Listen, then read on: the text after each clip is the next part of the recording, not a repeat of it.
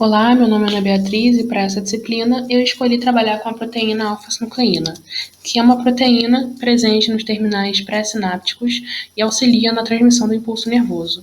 Ainda não se sabe como ela consegue desempenhar essa função, mas já é bem determinado que problemas no enovelamento dessa proteína fazem com que, além de mutações, fazem com que ela se acumule na forma de agregados oligoméricos nesses terminais pré-sinápticos, comprometendo então a transmissão do impulso nervoso.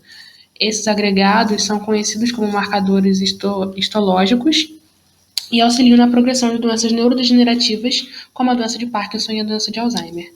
Essa sequência, então, será submetida em diversos bancos de dados para a construção desse trabalho. São eles em alinhamento PDB, Uniprot, o Crustal, ProMIOS, estrutura Signal para avaliar a estrutura da proteína, Sigma-IP, PCRID, interações no String, no PFAN, no Uniprot, na função KEGG Uniprot, na construção do modelo Swiss Model e Moonline e na validação desse modelo para Check, Molprobly, Prosaweb e PyMol.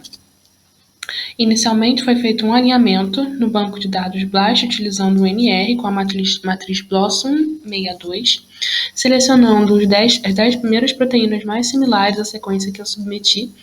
Na figura 1 a gente consegue ver o alinhamento feito dessas 10 primeiras proteínas, tendo uma percentual de identidade e de cobertura muito bom. Na tabela 2, a gente consegue ver as 10 primeiras proteínas seguindo o mesmo esquema, porém utilizando o banco de dados PDB, e na figura 2, mesma coisa, alinhamento dessas 10 primeiras proteínas mais similares com a sequência adicionada. Queria chamar a atenção para essa primeira proteína do NR e essa primeira proteína do PDB. Inicialmente, eu comecei esse trabalho com a alfa-sinucleína na isoforma CRA, que é essa aqui, porém, quando eu cheguei na construção do modelo no Swiss Model, ele não aceitou nem essa e nem essa aqui, que são as duas com maior percentual de identidade, alegando que seriam exatamente a mesma sequência da minha sequência molde submetida. Então, eu preferi reformular o trabalho e usar essa proteína aqui, que é a estrutura CRIO-EM da fibrila amiloide da alfa-sinucleína, que corresponde de Homo sapiens, que corresponde a uma parte dessa proteína, com a identidade de 95,7%. Dessa forma, foi feito, então, um alinhamento no ProMIOS, que a gente pode ver aqui, pelo código da proteína selecionada, um alinhamento de 100%, em que essas regiões em vermelho indicam hélices, e essas regiões que tem um H embaixo indicam regiões altamente conservadas.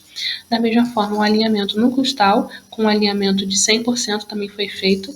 E aqui, na figura 5, a gente consegue ver o código da proteína no PDB, a carinha dela e algumas informações adicionais. Na figura 6, a gente vê a análise fornecida pelo Signal-IP, mostrando que não há presença de nenhum peptídeo sinal.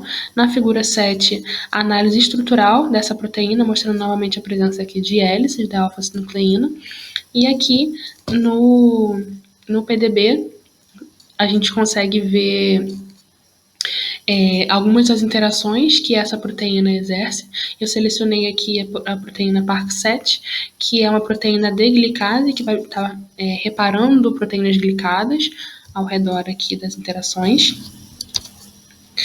Com relação à função, a gente tem, como eu disse, a alfa-sinucleína associada à progressão de doenças neurodegenerativas. Aqui é uma via de doenças neurodegenerativas, como a doença de Parkinson e a doença de Alzheimer, uma das vias fornecidas pelo KEGG.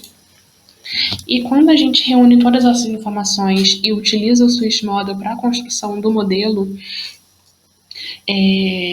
eu me deparei com a situação que eu mencionei inicialmente, né? Então, partindo para usar esse novo molde, eu tenho um modelo com GM que é de 0,22, que é um índice positivo, e um QMIN de menos 3,46, que é positivo, mas não é o ideal, mas ainda assim é um índice positivo.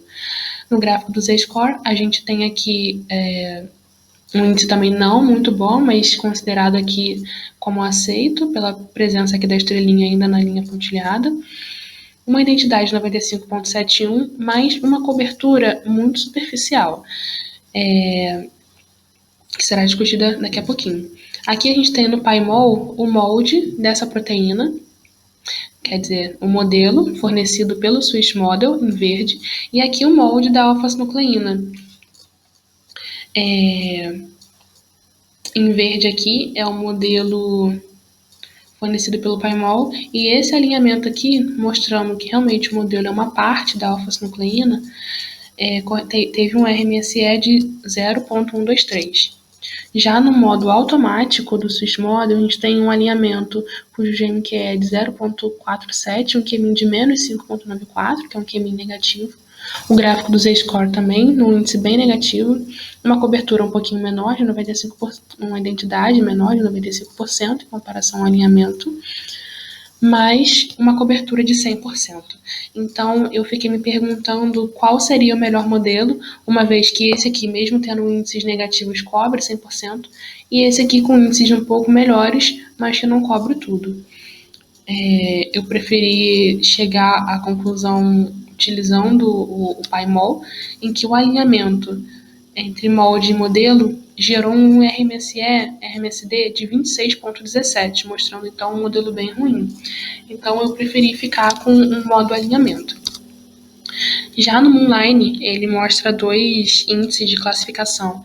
Aqui ele mostra meio que, assim, meio resumidamente, a replicabilidade deste molde em modelo, né? E foi classificado, as duas sequências foram classificadas em G2, que é considerado positivo. E aqui na qualidade desse modelo, ele foi classificado em bem alto, as duas sequências. Porém, o alinhamento não pôde ser feito no Moonline. Eu não sei o que aconteceu, eu colocava a sequência, mas a sequência não era alinhada, não conseguia gerar um alinhamento, consequentemente não conseguia gerar um RMSD. Então eu fiquei apenas com os dois modelos do Moonline. Aqui dois gráficos de Ramachandran, aqui pelo Procheck e aqui pelo Molprobly, do modo alinhamento, mostrando que não tinha nenhum aminoácido na região não permitida. E aqui reunindo as informações também do modo automático.